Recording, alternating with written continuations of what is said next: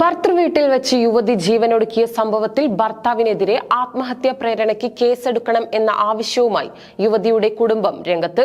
പട്ടാമ്പി വിളയൂർ സ്വദേശിനി റംഷീനയുടെ കുടുംബമാണ് വളാഞ്ചേരി പൈങ്കണ്ണൂർ സ്വദേശി ഫൈസലിനും കുടുംബത്തിനും എതിരെ പരാതിയുമായി രംഗത്തുള്ളത്. കഴിഞ്ഞ മാസം 25-നാണ് റംഷീനയെ ഭർത്താവ് ഫൈസലിന്റെ വീട്ടിൽ തൂങ്ങി മരിച്ച നിലയിൽ കണ്ടെത്തിയത്. ജനലിനോട് ചേർന്നായിരുന്നു മൃതദേഹം.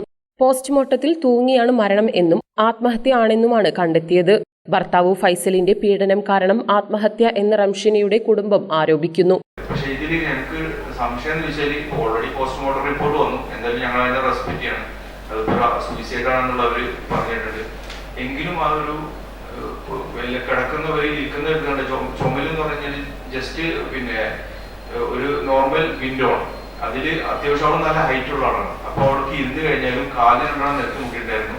പിന്നെ ഇരുന്ന് കഴിഞ്ഞാൽ ജസ്റ്റ് ഇങ്ങനെ റെസ്റ്റ് ചെയ്തിരിക്കുന്ന പോലെയാണ് തോന്നിയിട്ടുള്ളത്. ആ ഒരു പൊസിഷനിൽ എങ്ങനെ സൂയിസൈഡ് അത് എങ്ങനെയാ വരുന്നത്, എങ്ങനെ അത് എത്രത്തോളം ഇഫക്റ്റ് ആണെന്നുള്ളതൊന്നും നമുക്ക് അതിന്റെ ശാസ്ത്രീയ വശമൊന്നും അറിയില്ല. പക്ഷെ ഞങ്ങൾക്കൊരു ഡൗട്ട് ഉണ്ട്. പിന്നെ സംഭവം നടക്കുന്ന അന്ന് രാവിലെ ഏകദേശം 2:30 മണിക്ക് അവളെ വീതിയോടെ പുറത്ത് റോഡരിയിൽ കണ്ടുവന്ന് നമ്മളവിടെ നിന്ന് ഫിഷിങ്ങിന് പോകുന്ന സുഹൃത്തുക്കളുണ്ട്. അപ്പൊ അവര് ഈ ഫോട്ടോ ഒക്കെ സോഷ്യൽ മീഡിയയിൽ കൂടി ഒക്കെ പോയപ്പോ അവർ ഈ കുട്ടീനെ ഞങ്ങൾ തലേദിവസോടെ കണ്ടിട്ടുണ്ടല്ലോ എന്ന് പറഞ്ഞു. പിന്നെ അതൊരു സംശയമാണ്. 2011-ൽ 50 പവൻ സ്വർണം ഇവരുടെ വിവാഹത്തിന് സ്ത്രീധനമായി നൽകിയിരുന്നു. ഇതിനു പുറമെ 4 ലക്ഷം രൂപയോളം പലതവണയായി നൽകിയിരുന്നു.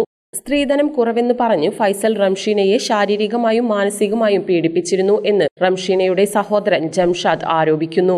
10ഉം 5ഉം വയസ്സുള്ള 2 മക്കളെ ഓർത്ത് എല്ലാം സംസാരിച്ചു പരിഹരിക്കാൻ ശ്രമിക്കുകയായിരുന്നുവെന്നും പലവട്ടം മധ്യസ്ഥ ശ്രമങ്ങൾ ഉണ്ടായി എന്നും ജംഷാദ് പറഞ്ഞു.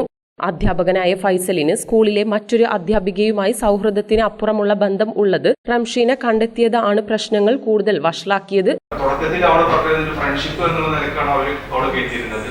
പിന്നീട് അത് വഴിവിട്ട ബന്ധങ്ങളിലേക്ക് പോയി. അവർ പല സമയങ്ങളിലും സ്കൂളിൽ പഠിപ്പിക്കുന്ന ടീച്ചർ ആയതുകൊണ്ട് തന്നെ അവർ ഒരുമിച്ച് ടൂർ പോകുമ്പോൾ അത് ഏതൊക്കെ രീതിയിലായിരുന്നുള്ളത് ഇപ്പോൾ അവിടെ നാട്ടുകാർക്ക് ഒരുവിധം അറിയാം. നമ്മൾ അന്വേഷിച്ച് കഴിഞ്ഞാൽ ഒരുവിധം എല്ലാവർക്കും അറിയാം. പിന്നെ പല രീതിയിൽ വഴിവിട്ട ബന്ധങ്ങളിലേക്ക് പോയി. ആ സമയത്തൊക്കെ ഫോൺ കോളുകൾ ചെയ്യുന്ന ഒരു അവസ്ഥ ഉണ്ടായി. കുട്ടികളത് കണ്ടു. പല വാട്സപ്പ് മെസ്സേജുകളും ഇതൊക്കെ കുട്ടികൾ തന്നെയാണ് കണ്ടിട്ടുള്ളത്. അതിനൊക്കെ കുട്ടികൾ സാക്ഷിയാണ്.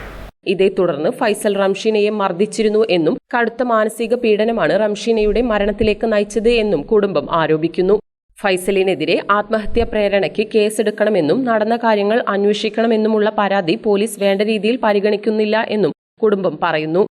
ഇങ്ങനെ സംഭവം നടന്നു കഴിഞ്ഞാൽ പോലീസിന്റെ ഭാഗത്ത് കുറച്ചും കൂടി അഡ്വാൻസ്ഡ് ആയിട്ട് അവരൊരു അന്വേഷണം അല്ലെങ്കിൽ അതുമായി ബന്ധപ്പെട്ട് എന്തെങ്കിലും ചെയ്യും എന്ന് നമ്മൾ പ്രതീക്ഷിച്ചു. പക്ഷെ അവര് കോംപ്രമൈസ് ടോണാണ് നമുക്ക് തോന്നിയതാണ്.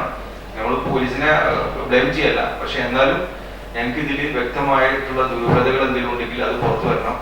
പിന്നെ ഇവനെ ഈ ഒരു പ്രേരണ നടത്തിയതിന് ഒരുപാട് കാര്യങ്ങൾ 12 ഇയേഴ്സ് കല്യാണം കഴിഞ്ഞിട്ട് ഏകദേശം 12 വർഷം എന്ന് പറഞ്ഞു. അതിൽ 10 വർഷം അവളെ നന്നായിട്ട് അവന് ക്രൂരമായിട്ട് ഇത് ചെയ്തിട്ടുണ്ട്. അപ്പൊ അവനക്കത് അങ്ങനെ വേണ്ട, ബന്ധം വേണ്ടെന്നുണ്ടെങ്കിൽ നമ്മളെ കുട്ടീനെ നമ്മളെ വീട്ടിൽ കൊണ്ടുവന്ന് താമസിപ്പിക്കാൻ ഒരു ബുദ്ധിമുട്ടില്ല.